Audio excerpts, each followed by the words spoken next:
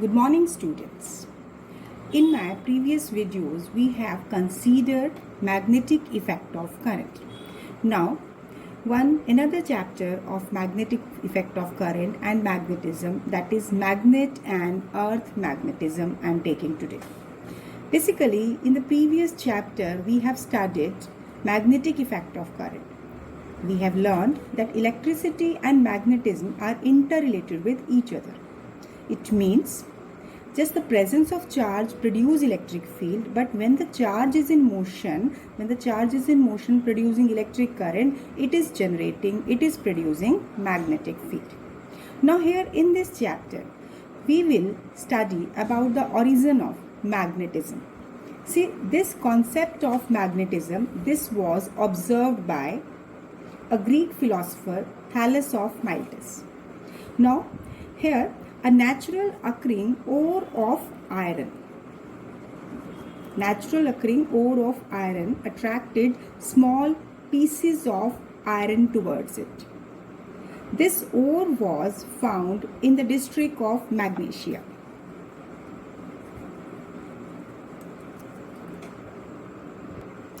In Asia, in Greece, and the ore was named magnetite.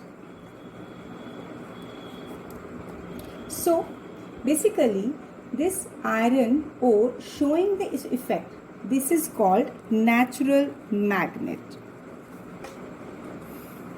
So basically whatever magnetic materials which are occurring, suppose you are saying some natural magnets are occurring, that are some ores. Now here we will study what is this magnetism. Basically magnetism, as it is a phenomena of attracting small bits of iron, nickel, steel, cobalt towards the ore. This phenomena is called magnetism. It means when small bits of some magnetizing material are attracted towards the natural occurring ore, this phenomena is called magnetism. This magnet has attractive as well as directive property. Attractive means magnet is attracting some other magnetizing substance, and directive property means it is used to indicate the direction, as magnetic compass. It was used for navigation purpose to find way in steering ships. Now magnetite, this was called Eudo stone, as it is a leading stone, means showing the direction. So natural occurring magnets they can have irregular shape, they can have weak magnetic field. But now apart from it, we are preparing artificial magnets.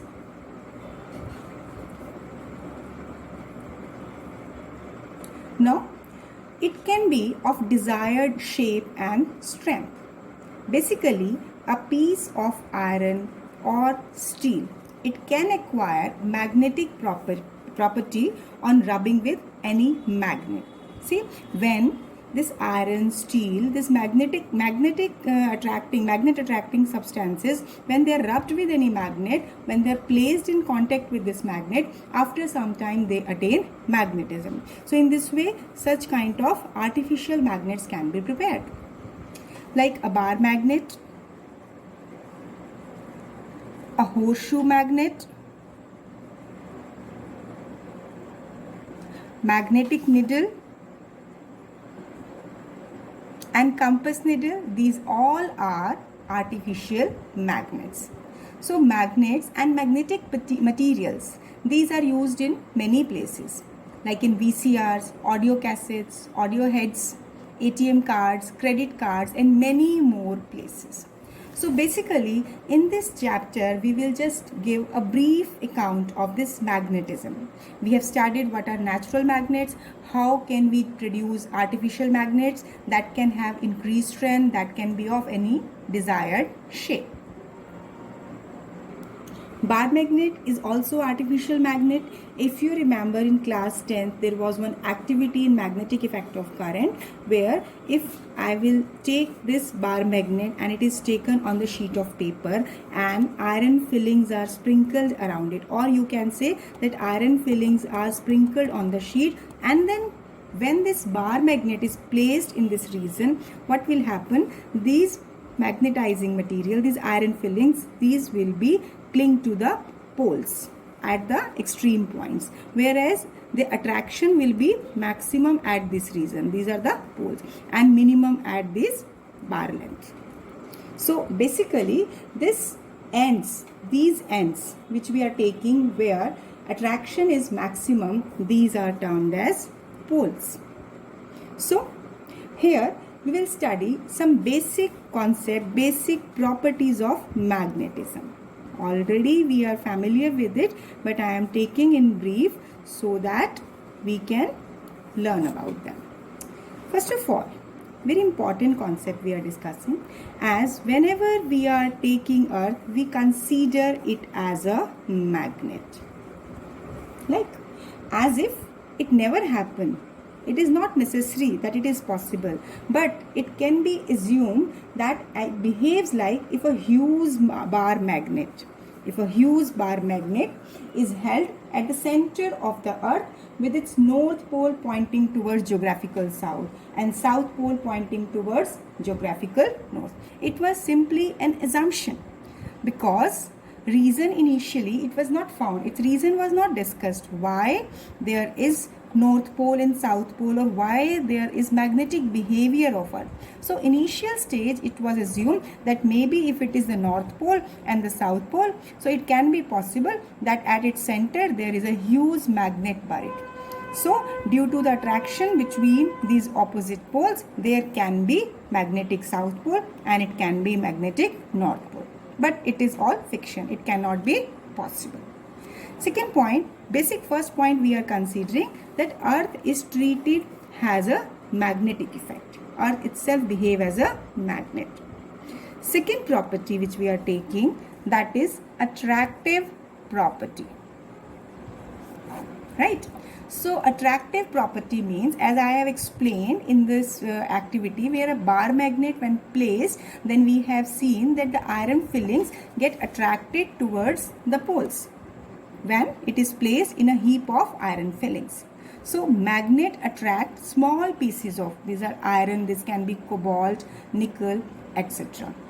So when this magnet is brought near a heap of sand, then the maximum attraction will be at the poles. So due to this, we can say it is having attractive property. Third is directive property. See, this is all theoretical part, just understanding part here. Directive property, it means suppose I am taking a bar magnet, right, and if I will suspend it with any string and it align, when it is suspended with the help of string freely, it align itself towards geographical north-south direction. So it means pole of the magnet which point towards geographical north is called north pole of the magnet, and the other pole that is pointing towards geographical south, this is called south pole of the magnet. I am repeating that when suppose you are taking this bar magnet and like we are taking this as a bar magnet and tied it with a string, and if it is held, it is suspended, what will happen? Its north pole will point towards geographical north and south pole will point towards geographical south. Where this north and south pole, these are not located exactly at the ends. These are situated little inward from geographical end of the magnet. It means if this is the length of magnet, you can say magnetic length is 6 by 7 times geographical length. Second point that we will discuss later on also, that no monopole of a magnet can exist. Poles always exist in pair. If I will break a magnet into small and small parts, further at each and every small part, both the poles will exist in pair. Like similarly, we can say that like poles, if these are like poles of the magnets, when these are brought closer, they will repel each other. Whereas unlike poles of the magnet attract each other. Now, whether they are repelling or attracting each other, what will be the force of attraction or repulsion between magnetic poles? Let if we are taking M1 and M2 be the pole strength of north and south pole, and let these poles are separated by a distance r, right? So basically the force of attraction or repulsion between two magnetic poles is proportional to product of pole strength and inversely proportional to square of distance between them. If you remember, like in Coulomb's law, we have taken that force was proportional to product of charges and inversely proportional to square of distance between them. Similarly, here also this force is proportional to product of pole strength and inversely proportional to square of distance. So when we are combining these, this is F is proportional to M1 M2 upon R square. Now, removing this proportionality sign, I am getting a constant K. This is K M1 M2 upon R square, where this K is magnetic force constant. So, in SI system, SI units, this value of K, it's not Q, K is mu naught upon 4 pi. That means it will be 10 raised to the power minus 7 Weber per ampere meter. Where this mu naught, you are familiar with it, this is absolute magnetic permeability of free space. So it means in SI system, force of attraction, it is given by this mu naught upon 4 pi M1 M2 upon R square. Whereas in CGS system, value of K is 1. So basically this rule, this statement is taken as Coulomb's law of magnetic force.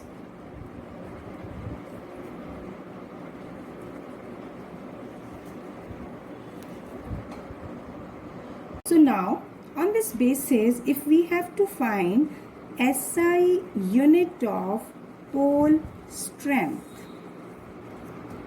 if we take that as there are two poles for any magnet, they have the same pole strength. Let we are taking north pole and south pole having same pole strength, so we are representing it by M, that is small m we are taking. And if unit distance, they are separated by unit distance, that is 1 meter. So on substituting these values here in this equation, it will come out to be 10 raised to the power minus 7 Newton. You can see this each of this pole, if which we are taking to be M, and this if we are taking to be unit. So in that case, this force between them comes out to be 10 raised to the power minus 7 Newton. So how can we define this pole strength?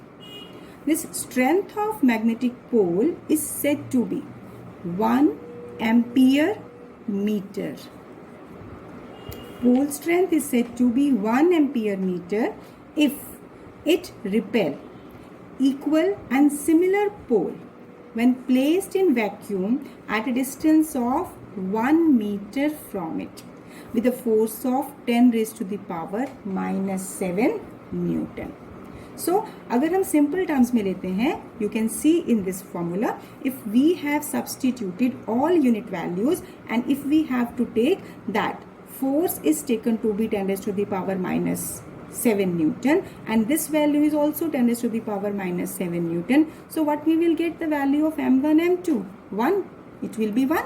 So what I have taken, that pole strength is said to be 1 ampere meter if it repel, that means any of it, if it repel equal and similar pole, right? Repel equal and similar pole with, when placed in vacuum at a distance of 1 meter from it with a force of 10 raised to the power minus 7 Newton. So here this is taken as SI unit of pole strength. If you want to check, we can check here. See here. So if we want to check the unit, we can check that, as we know, force is mu naught upon 4 pi m1 m2 upon r square. So we know SI unit of force is Newton and SI unit of mu naught is Weber per ampere per meter. M1 M2 are pole strength, right? Its unit we have to calculate. R is distance, its unit is meter square. So now we will simplify it. Here Weber. Weber is a unit of flux and flux is magnetic field into area. Only formula we have discussed here. Its basic concept we will do in next unit. So magnetic flux will have its unit Tesla meter square, right? So it will be Tesla meter square per ampere meter, and I am not changing this M1 M2 initially. It will be kept as such. Common factor I am cancelling. Now Tesla. 1 Tesla, it can be expressed in unit of Newton, that is of force, by the formula F equal to QVB, like first formula we have done. So 1 Tesla is 1 Newton per ampere per meter. Into this ampere meter is also there, and into M1 M2, right? Now this Newton will cancel out. If I will combine this and take it on the left side, it will be ampere square meter square. Now I can use, these are the pole strength, both are having identical pole strength, so I am representing it by either M dash, because you will not confuse with this M, because M is the meter unit. So I am taking it M dash square. Why square? Because both have same pole strength. See, pole strength representing here. Now if I will just take its square root on both the sides, so it will be ampere meter. So it means from here we can see this SI unit of pole strength is ampere meter.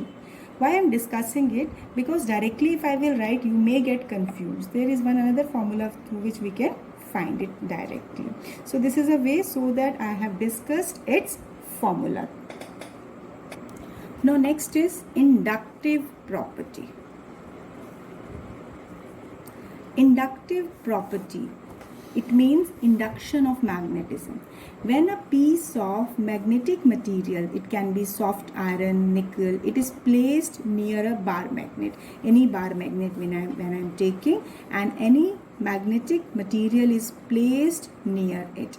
So when it will be brought in its contact, after some time it will have magnetism. That means you can say some magnetic properties have been established on it. So this is called induced magnetism.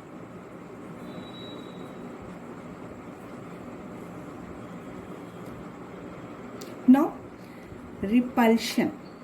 Repulsion is the surest test of magnetism, as one end of magnet will repel like pole of other magnet. So we can take it as that whenever there will be like pole, they will definitely repel each other. So that's why it is taken as the surest test of magnetism. So these were few basic property of magnetism that we have discussed. Next, which I am taking, that is magnetic field lines. You are familiar with this concept also. In 10th class we have done all these things in detail, but still I am covering it. What is magnetic field lines? First of all, you must know that this is not real line. These are imaginary line.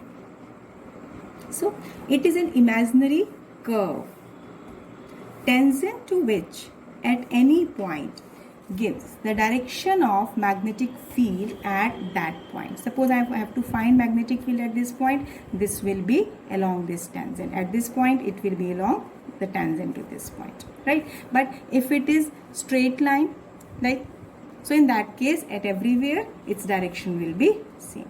So, magnetic field line, it is an imaginary curve tangent to which at any point gives the direction of magnetic field at that point. Now, uniform magnetic field. See, uniform magnetic field, when I am taking, this is represented by equispaced parallel lines. What is the significance of it? It means magnetic field has same strength and same direction at all the points. It means everywhere it will have the same value, same magnitude, same direction. Many a times in doing conceptual problems, we use symbols for it. Suppose cross has been used for it. Cross indicate that magnetic field is directed inward. Directed inward means it is directed inside the paper. Whereas if dot has been used, it means magnetic field line is directed outward. So this is a standard convention you will take, that wherever it is represented by cross, the direction of magnetic field is towards the paper, and it is, when it is represented by dots, it is directed outside. Now, non-uniform magnetic field.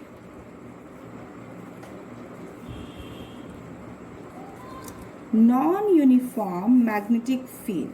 Basically, magnetic field when it is represented by the lines which are not equispaced, maybe terminating at a point, maybe originating from a point, then these are not equispaced. What does it indicate? That here field strength will vary. Strong magnetic field will be represented by closely spaced lines, whereas weak magnetic field will be represented by widely spaced lines. You can see here this is indicating it is a region where strong magnetic field is there. As compared to it, here it is weaker. Here you can see here this is weaker, this is stronger part. So magnetic field in a region is said to be non-uniform if it has different strength, different value at different places, at different point in the region. So basically here magnetic field that is represented by tangent to a curve, and uniform magnetic fields are represented by equispaced parallel lines. Non-uniform magnetic fields are represented by these kind of lines where field strength varies. Now, what are the properties of this magnetic field lines? See, magnetic field lines form closed loop. These are continuous closed loop. If you just relate it with electrostatic, you will find that we have drawn electric field lines also, but those were discontinuous. Why? Because on the surface of conductor, electric field will exist. It will not pass inside. Here it was 0. But this never happens in case of magnetic field lines. These magnetic field lines, these form closed loops like this. See, here if it is North Pole and this is South Pole, so outside the magnet, direction of magnetic field line is from North Pole to South Pole. North Pole to South Pole. So inside it is from South Pole to North Pole, because this is continuous loop. It means it is passing inside the magnet.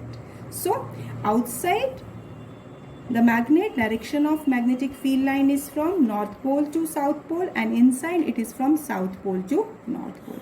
Now you can see these are the curves. Now at any given point, if tangent is drawn, you can see here if it is straight one, so tangent it will have the same value. But if it is curved, so at any different point it will give you, like direction is along this direction, so arrow will not be along this, arrow will be along this side. you will take arrow along this side. Similarly, arrow along this side. So magnetic field lines direction will be tangent to the point. Next property is no two magnetic field lines can intersect each other.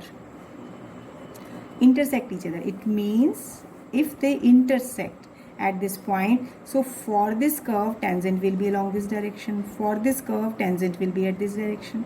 So at single point, how can these two tangents be possible? Same concept you have done in streamline flow in class 11. So it means we can say no two magnetic field lines can intersect each other. This means at a point of intersection, we can draw two tangents giving direction of magnetic field. So at a single point, how there can be two direction of magnetic field? So this is practically not possible. Next is magnetic field lines tend to contract longitudinally.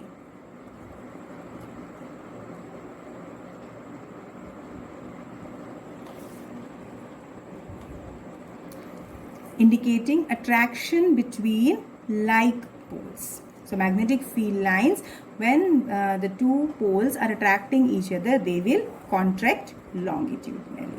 So these are properties of magnetic field lines. Similar kind of properties we have done in electric field lines. So these have certain kind of similarity as we have discussed. Now after this, next we are discussing magnetic dipole. Now magnetic dipole, like electric dipole, consists of equal and opposite charges separated by certain distance. Similarly, magnetic dipole consists of two unlike poles separated by certain distance. This can be the length R, L, 2L, whatever can be the distance. So a bar magnet, a compass needle can be the examples of this magnetic dipole. Now here, the distance between two poles of a magnet, this is termed as magnetic length. This we have already discussed, and it is a vector quantity. This magnetic dipole, it is a vector quantity, and it is always directed from south to north pole, right? So magnetic dipole, this is always direct. Basically, when we are taking it as magnetic length of the dipole, so it is represented by 2L vector, and it is directed from south pole to north pole. But basic direction of this magnetic dipole, that is expressed properly in terms of magnetic dipole moment. So magnetic dipole moment, like we have done in electric dipole moment, so any of the pole strength multiplied by the length of dipole, this is giving you magnetic dipole moment. So it is a product of strength of either of the poles, whether north or south, because they are having same pole strength, polarity is different, and magnetic length, that is the separation between the poles. So magnetic dipole moment is given by this one, and it will have the direction as that of magnetic length, that is from south pole to north pole, right? And SI unit of this magnetic dipole moment is ampere per meter square. You can verify it as pole strength having unit ampere meter. So ampere meter square, it should be ampere meter square, because its pole strength is ampere meter multiplied by meter. So it is ampere meter square. So as we are discussing this magnetic dipole moment, so let me take one example of current loop as magnetic dipole. Already we have used this concept in few topics of magnetic effect of current. In that, there on the magnetic field we have taken on the axis of circular current carrying loop, I have used this magnetic dipole moment there, but here I am introducing it. See, consider a plane loop of wire, it is carrying current. Suppose current is flowing in this direction.